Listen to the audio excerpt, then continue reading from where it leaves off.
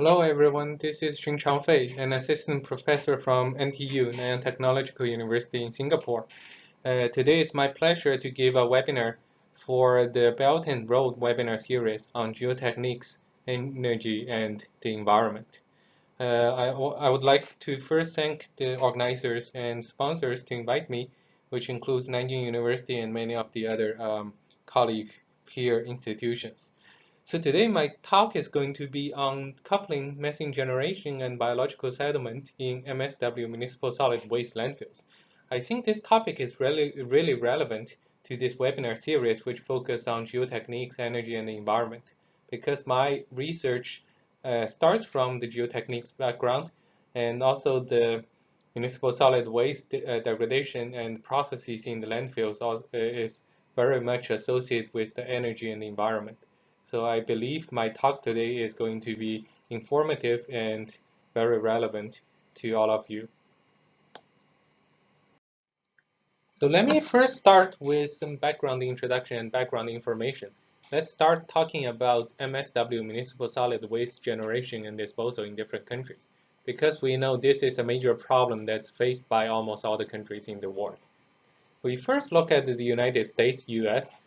The population of US is more than 300 million now, and the municipal solid waste generation per year is more than 250 million tons per year. There are four major disposal methods for MSW in the United States. These are marked here on the pie chart. They are landfilling, recycling, incineration, and composting. And we can see that with major efforts in recycling, incineration, and composting, there are still more than 50% of the solid waste that are eventually ended up in the landfills. So that's the current status for the United States.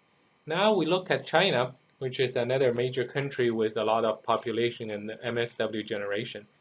China nowadays generates more or less the same amount of the MSW as the United States, more than 200 million tons per year. The major disposal methods are listed here, are graphed here as well. They are landfilling, incineration, recycling, and a certain amount of the MSW that are so-called uncontrolled or disposed of in the environment without much controlling methods.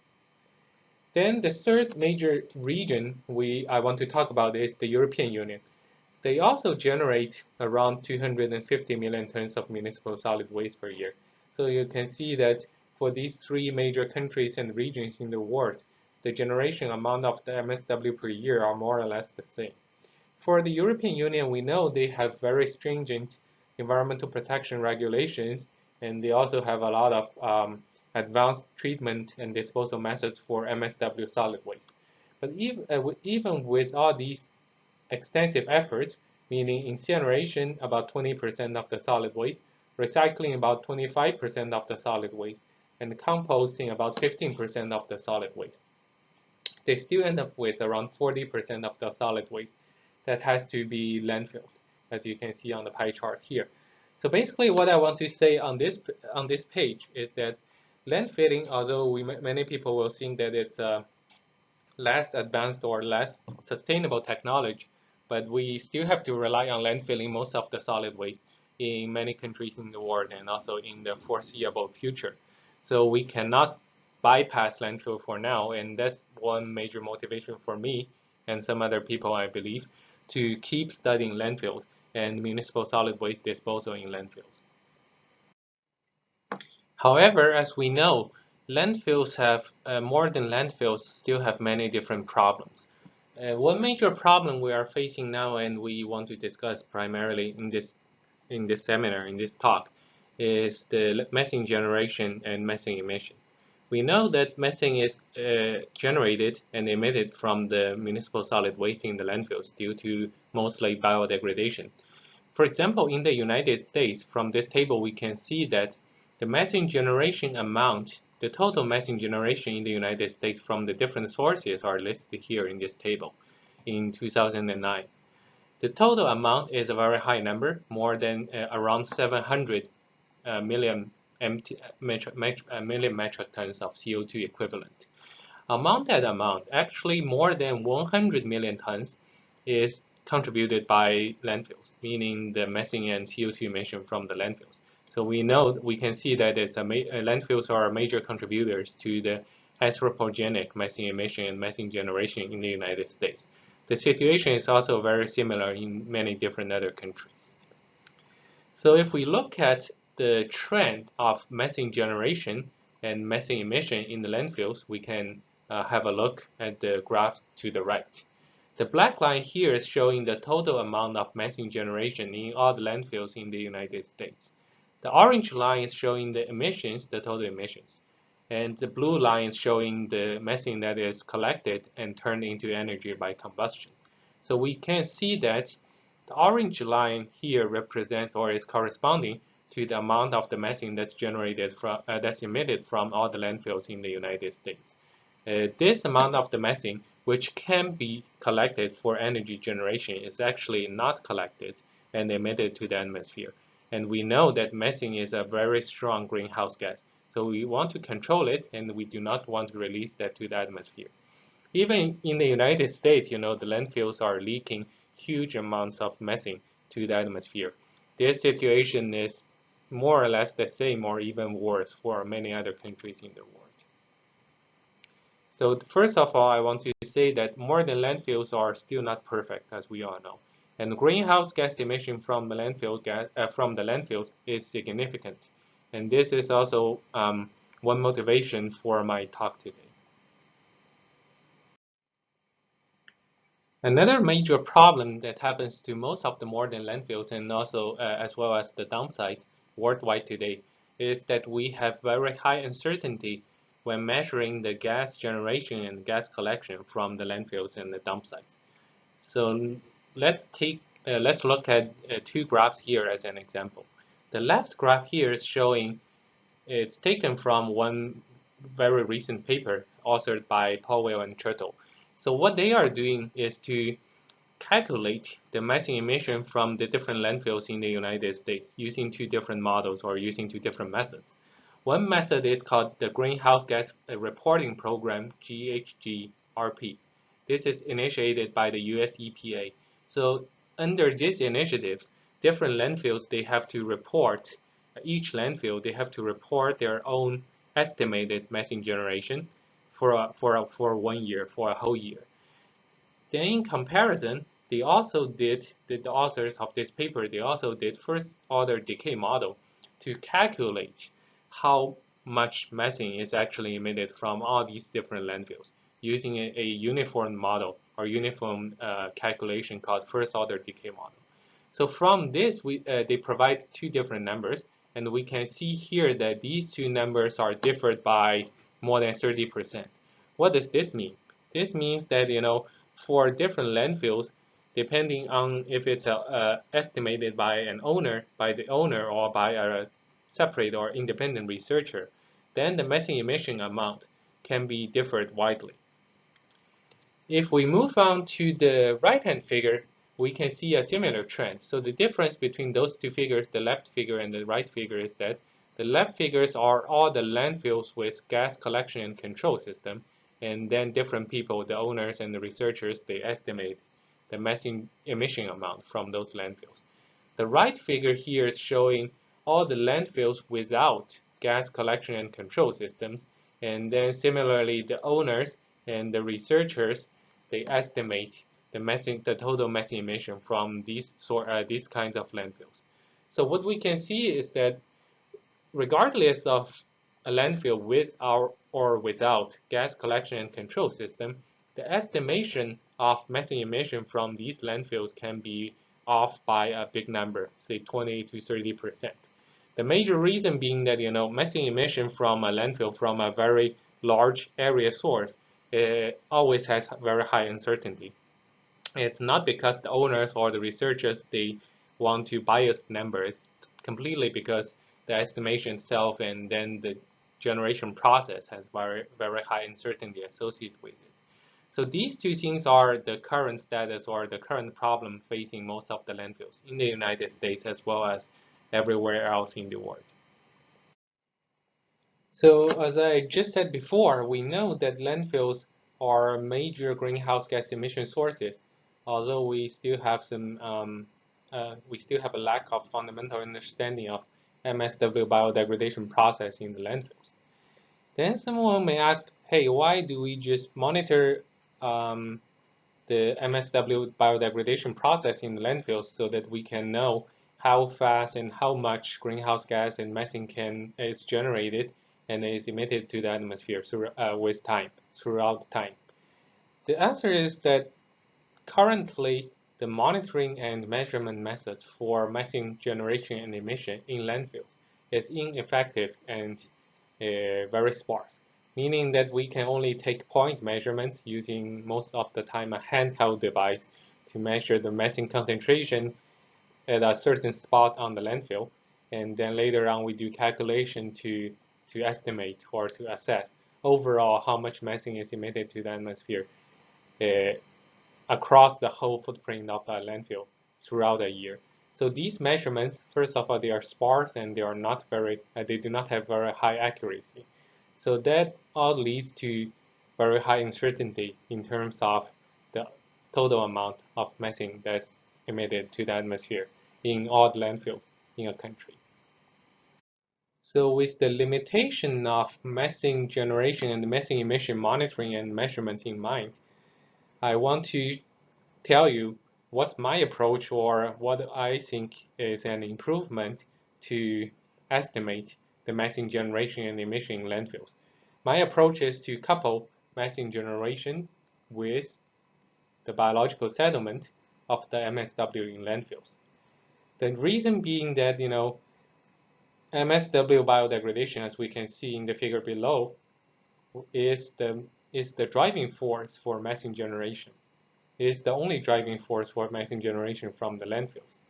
And in the same time, when the MSW is degraded, we will also observe biological settlement in the landfill due to the reduction in the volume of the MSW. So we know that these two processes, biological settlement and methane generation, they are inherently correlated because they are most originated from the same process, which is MSW biodegradation.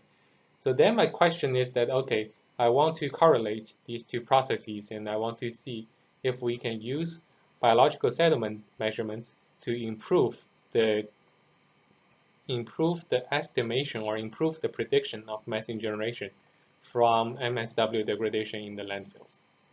This is, I believe, a pretty new topic, and it's also an interdisciplinary research approach because primarily or traditionally, the geotechnical engineers, we will focus on, or we are very interested in the settlement process, in the volume reduction process of the MSW in landfills, while methane generation process is mostly studied by the environmental engineering people. So now I want to combine actually the two expertise from the two different fields, and then I want to explore if I combine these two processes, I correlate and study them together, whether I can gain some new insights or new knowledge to the MSW biodegradation process and also contribute to the overall monitoring and estimation of methane generation and emission from landfills. So now let's start talking about my methodology. We have to start with the methane generation data, as we know, because the major interest or the major focus of the talk today is to estimate and predict methane generation from MSW biodegradation in landfills. So these three figures are one set of example data that I obtained from my previous study. So what do we do? The left figure here is showing the daily methane generation rate versus time. The x-axis is methane generation rate in liter per day, and then the y-axis. The x-axis here is the elapsed time, or just the time, the testing time, right? The curve we see here it has a peak, meaning the methane generation rate increased very quickly after the biodegradation of the MSW started. Then after it reached the peak, the methane generation rate then gradually decreased to a zero value. So this is a typical methane generation curve for MSW biodegradation in a landfill. This is also called a first order decay process. So what do?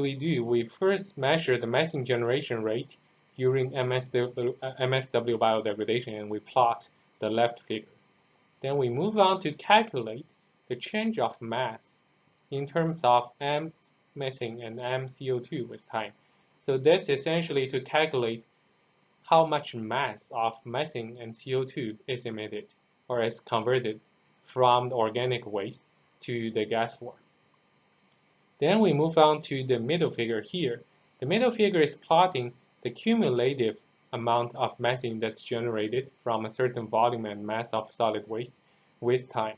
So as you can see, the y-axis here is showing sigma V methane, the cumulative volume of methane, and then x-axis is still showing the testing time. So from this graph, the cumulative graph, we can obtain one important value that's called L0. The L0 is the methane yield, meaning for a certain mass of MSW, how much methane can we generate from biodegradation process. And then from this methane yield, we can calculate the total mass of biodegradable carbon, M0.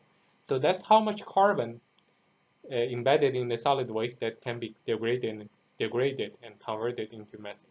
That's another important value we want to know.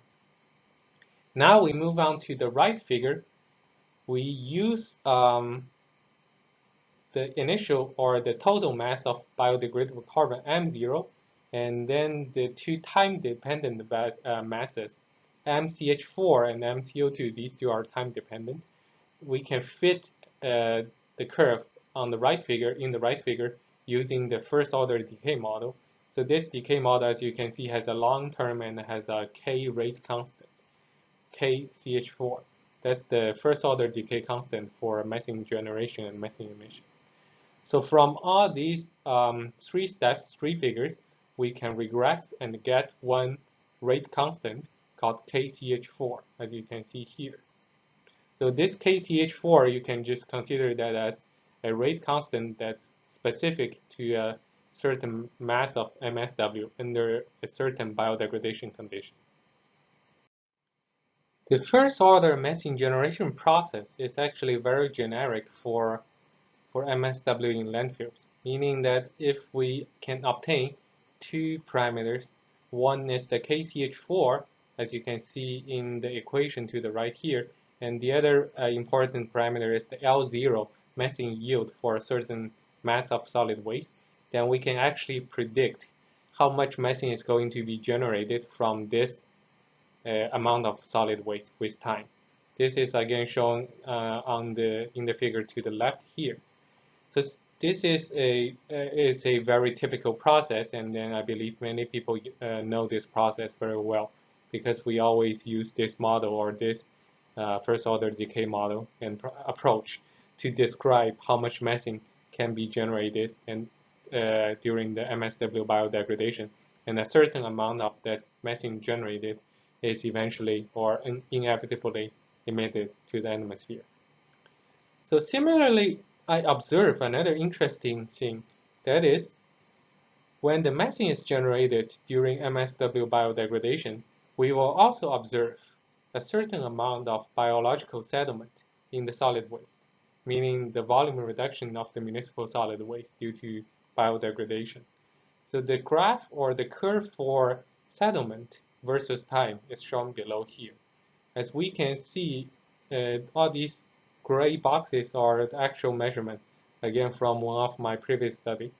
So what we see here is that, this part of the settlement, when the methane is actively generated from the MSW, we can see that this part of the curve also fits nicely, can be fit nicely using a first-order decay model.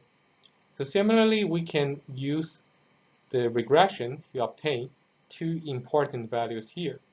The first value is called epsilon BF. That is how much volume reduction or how much settlement can be induced by MSW biodegradation.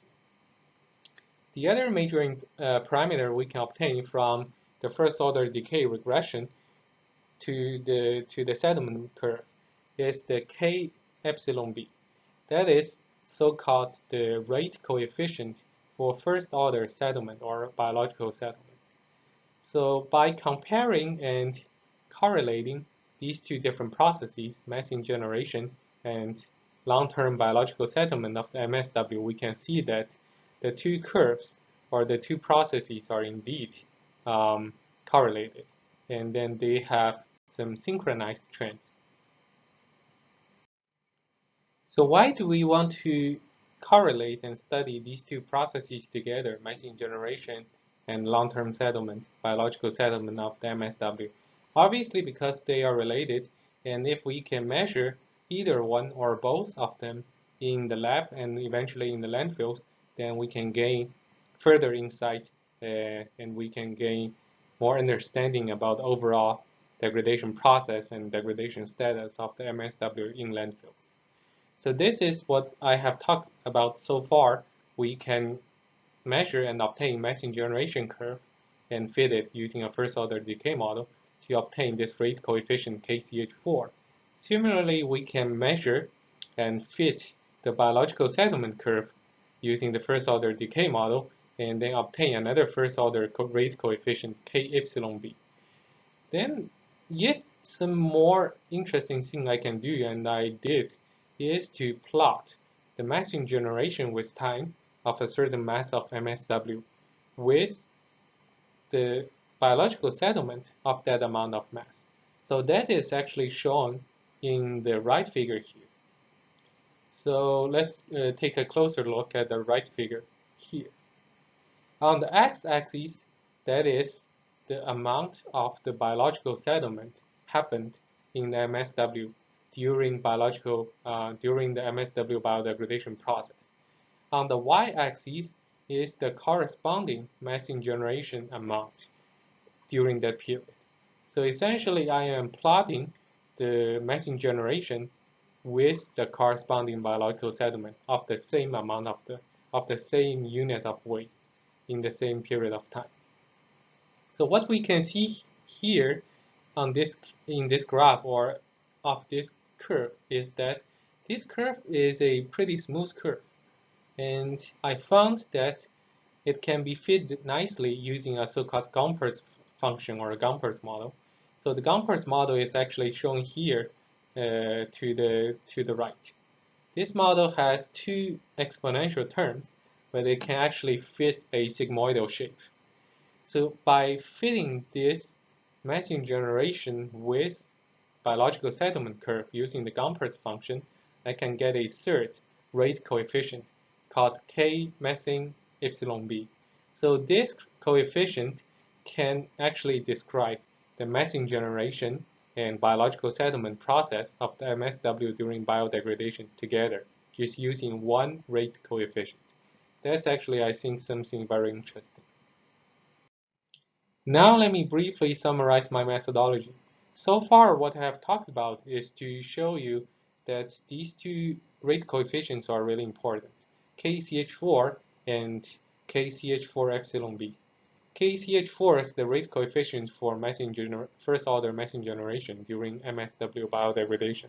That is a so-called conventional, traditional rate coefficient that many people use, and I also use as well. The other rate coefficient, the K methane epsilon B, this rate coefficient is new, and this coefficient describes two different processes together. One is methane generation, the other is biological settlement of MSW during MSW biodegradation. From fitting and regressing my own data, I know that this rate coefficient K methane epsilon B is valid. And so that's why I'm really interested in moving on to see if this rate coefficient, the coupled rate coefficient, can be used to describe generically all the methane generation and biological settlement data throughout or in different landfills and in the different studies. So that's what I did next. I combined my own study, research, laboratory study data with those data that is available in the literature, namely specifically 35 different sets of laboratory column testing data, and then 18 different sets of landfill cell measurements data. So these are mostly obtained from the available literature with very complete measurements, high coverage of measurements, and high accuracy of measurement. So I collect all these data, and then I apply the same method, the Gompers coupled method, to analyze and then to see if this method can be applied to all these different data sets. So let's talk about some of the major results for this presentation. Obviously, due to the time limitation, I cannot cover all the results and then some of the details in the methodology. So later on, you can find the reference in the end, and then you're more than welcome to read my papers if you find my talk interesting. So overall, what I did for the results is that I combine and I collect and combine my own experimental data sets with all these data sets that are reported and available in the literature. Then I can apply the same regression to the methane generation and biological settlement curves. So first we look at the rate coefficient KCH4. This is the rate coefficient that's describing the first order methane generation process, as I said before. I found out that this KCH4 is dependent on 4 different factors. They are B0 is actually the waste composition, WC, the moisture content of the waste during biodegradation. Scale of the test, meaning if it's either from, whether it's from a column test or it's from a full-scale field monitoring measurement. The final factor that's affecting the KCH4 is sigma V. That's the vertical stress that's applied to the waste during biodegradation. So specifically, waste composition B0 is calculated according to this equation showing below, showing to the at the bottom of the slide here. It's dividing the mass of biodegradable waste by the total mass of the waste. So it's a simple parameter that's describing how much waste can be actually degraded during MSW biodegradation. So I plot here the B0 versus the KCH4 for all the different studies, all the different data sets. So what we can see here is that these data sets can be divided, or the data is pretty scattered, and then they can be roughly divided into 3 groups. The first group, black group here, is showing the data in the column that has moisture content high enough to promote active biodegradation. The red series here is showing all these column data, or so-called simulator data, with containing waste that has low moisture content, which is not promoting enough biodegradation. So from those 2 different series of data, we can see that the moisture content is important, or is greatly affecting the KCH4 value.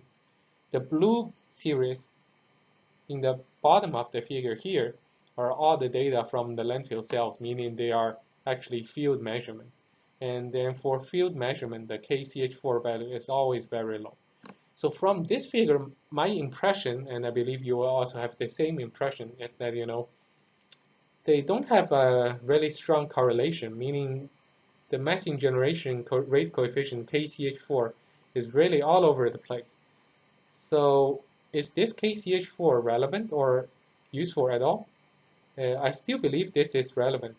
And that's why I actually did some modification to the KCH4 value, or adjustment to the KCH4 value.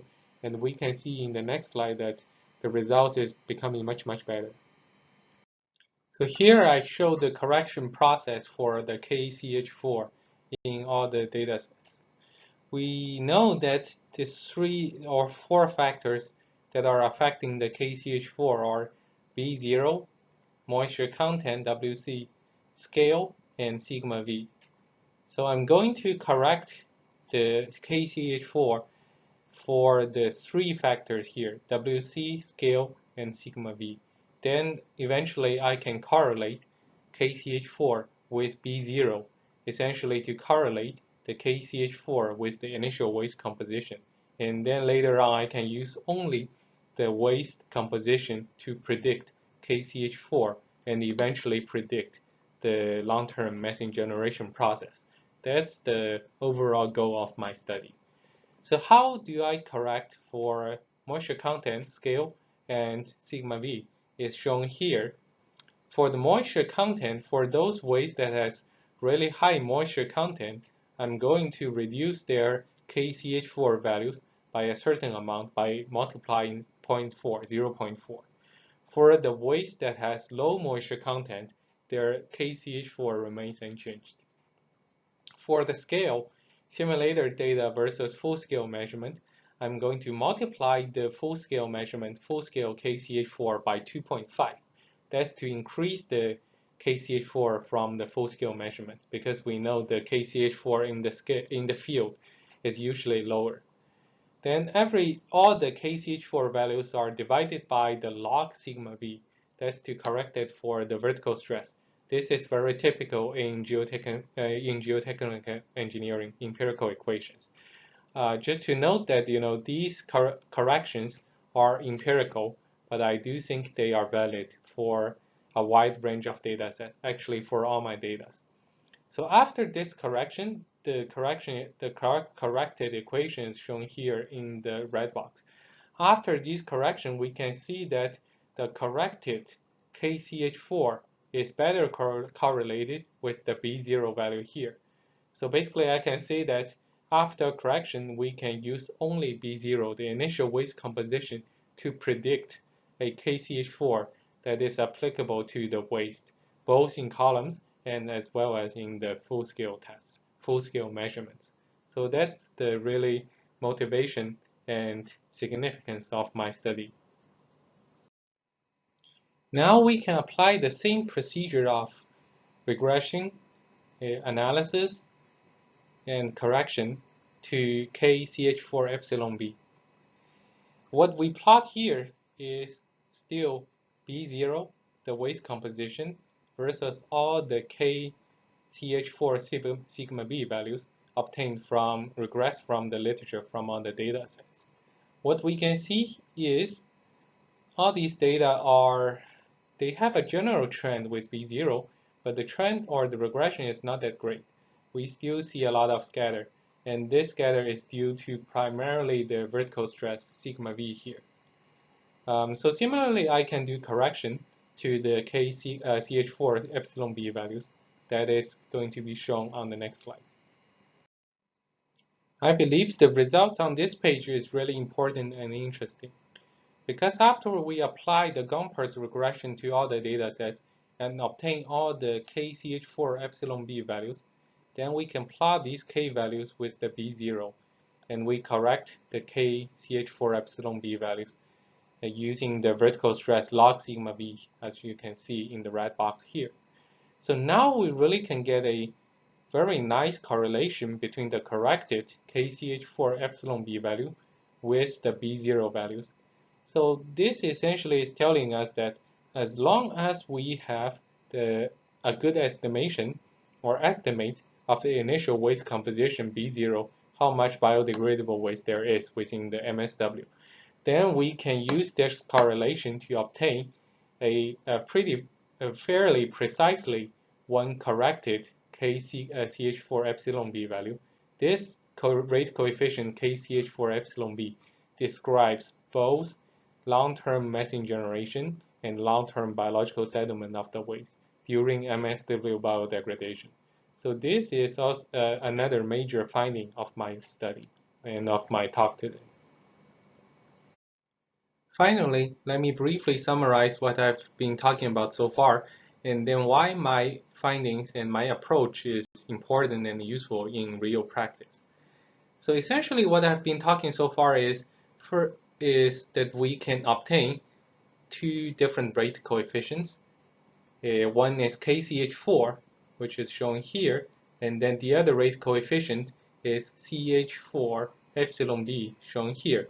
So these two rate coefficients can be determined a priori, meaning that without the actual measurements, we can estimate those rate coefficients, and we use them to predict the long-term methane generation and long-term settlement of the waste. So how do we actually do that? We only need to start with the mass of the waste and then the composition of the waste, meaning to estimate the B0 value. And then similarly, we can either estimate or we can control the biodegradation condition of the waste These are the moisture content WC, vertical stress sigma V, and then also the scale of the investigation, being it in a column test or in full-scale measurements. Then after these assessments, we can determine empirically the correction factors for moisture content, for scale, as well as for the vertical stress.